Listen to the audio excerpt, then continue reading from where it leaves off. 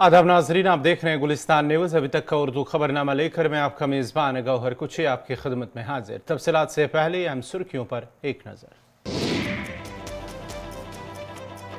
वज़ीर-ए-आज़म ने मुल्क के 75 अजला में 75 डिजिटल बैंकिंग यूनिट्स का किया इफ्तिताह। बैंकिंग खदमात घर घर पहुँचाना हुकूमत की अवलीन तरजीह, वज़ीर-ए-आज़म मोदी। मुल्क की अफवाज को देसी और जदीद तरीन हथियारों से लैस करना हुकूमत की अवलीन तरजीह। हिंदुस्तान पर बुरी नजर डालने की कोशिश करने वालों को दिया जाएगा मुनासिब जवाब, वज़ीर दिफा राजनाथ सिंह। रुपए की गिरावट पर वज़ीर खजाना निर्मला सीतारमण का बयान, कहा रुपया कमजोर नहीं, डॉलर हो रहा है मजबूत।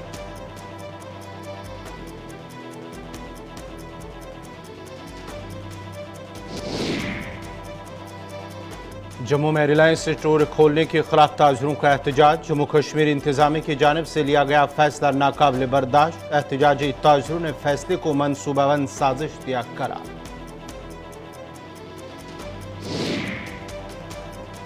और गडूरा पुलवामा में स्कूल इमारत की हालत खस्ता, इमारत नशा करने वालों की बन गई आमाजगाह। मकामी लोगों ने इमारत में प्राइमरी हेल्थ सेंटर मुंतकिल करने का किया मुतालबा।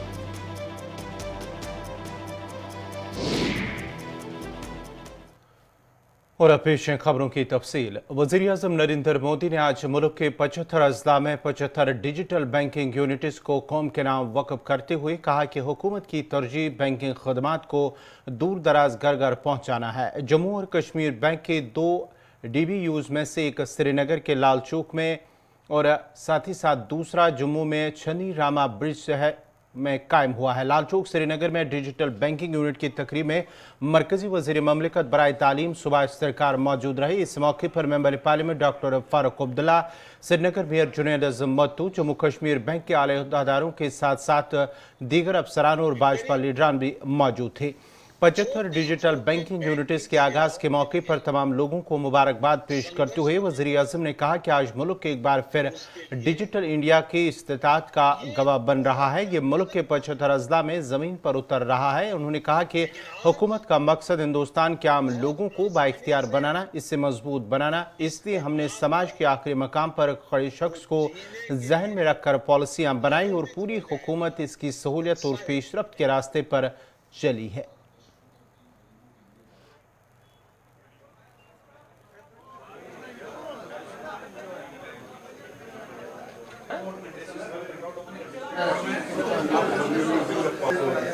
But in places forward, widespread.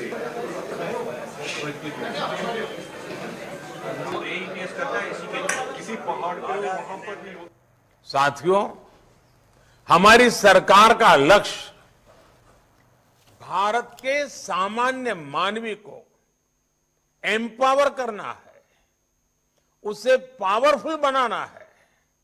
इसलिए हमने समाज के अंतिम पायदान पर खड़े व्यक्ति को ध्यान में रखकर नीतियां बनाई और पूरी सरकार उसकी सुविधा और प्रगति के रास्ते पर चली। हमने 2 चीजों पर एक साथ काम किया। पहला, बैंकिंग व्यवस्था को सुधारना, उसे मजबूत करना, उसमें पारदर्शिता लाना, और दूसरा वित्तीय समावेश किया, फाइनेंशियल इंक्लूजन किया। पहले जब बौद्धिक सेमिनार्स होती थी, बड़े बड़े विद्वान लोग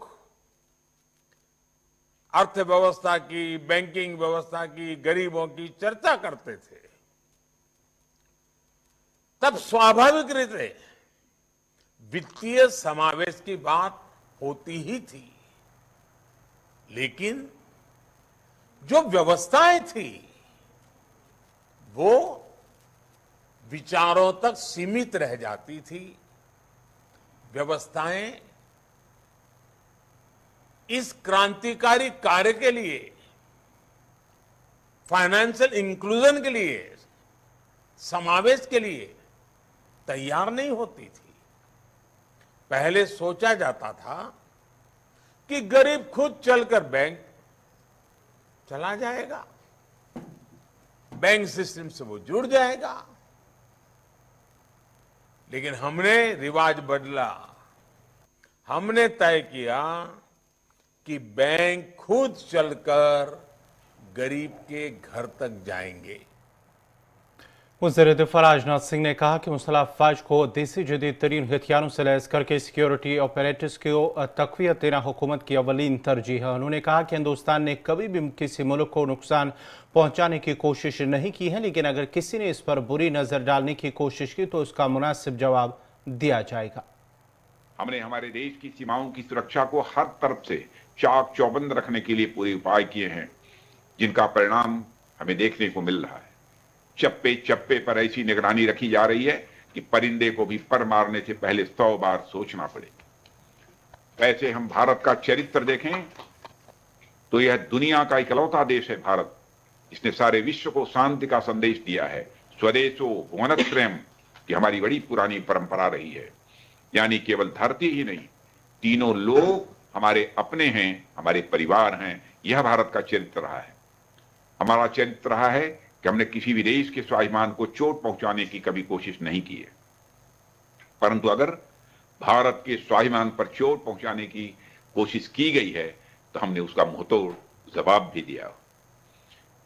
जल हो, थल हो या न हो, हमारी फोर्सेस आज सीमा सुरक्षा में ऐसे वेपन्स और इक्विपमेंट के साथ तैनात हैं जो पहले कभी हमारे पास नहीं थे। आए दिन हमारे नेवी और इंडियन कोस्ट गार्ड नए नए जहाजों की कमीशनिंग कर रहे हैं।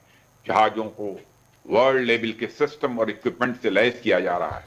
हमारी आर्मी को नए नए और विश्वस्तरीय गन्स, इक्विपमेंट्स, सिस्टम से लैस किया जा रहा है। आत्मनिर्भर अभियान के तहत बम, गोले, बारूद अब हम अपने देश में ही निर्मित करने की दिशा में तेजी से आगे बढ़ रहे हैं और हमने पूरे विश्व को संदेश दिया है कि make in India and make for the world. Jammu में आज ताजरों और मुख्तलिफ अंजुमनों ने रिलायंस स्टोर खोलने के खिलाफ सड़कों पर आकर एहतजाजी मुजाहरे किए। मुजाहिरीन का कहना है कि एक मनसूबाबंद साजिश के तहत जम्मू के ताजरों के पीठ पर चुरा गोंपा जा रहा है। ताजरों, व्यापारियों और मुख्तलिफ अंजुमनों से वाबस्ता ओहदेदारों ने सड़कों पर आकर एहतजाजी मुजाहरे किए।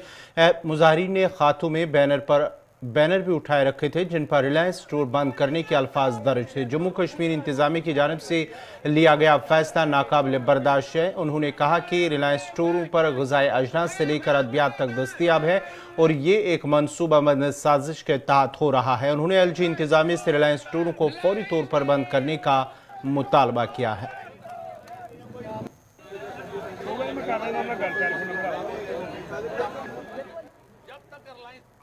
वो भी हमारे साथ प्रोटेस्ट में यहाँ पर आए हुए हैं। तो मैंने पहले ही कहा कि हमारा प्रोटेस्ट जो है वो पीसफुल, और पीसफुल के लिए हमें अभी थोड़ा इंतज़ार करना पड़ेगा गवर्नमेंट का, उनके डिसीजन का। उनकी तरफ से हमें डिसीजन आना चाहिए कि हम लोग जो हैं ऐसे स्टोर्स को बंद करने जा रहे हैं। और आज का जो ये एक प्रोटेस्ट जो था अभी की, मैंने पहले ही कहा कि अभी हमने ना कोई मैसेज फ्लैश किया है, ना हमने जनरल पब्लिक से अपील की है। हमने सिर्फ और सिर्फ एसोसिएशंस को यहाँ पर आने का न्योता दिया था और आपके सामने आप देखिए किस तरह से सारे यहाँ पर इकट्ठे हुए हैं।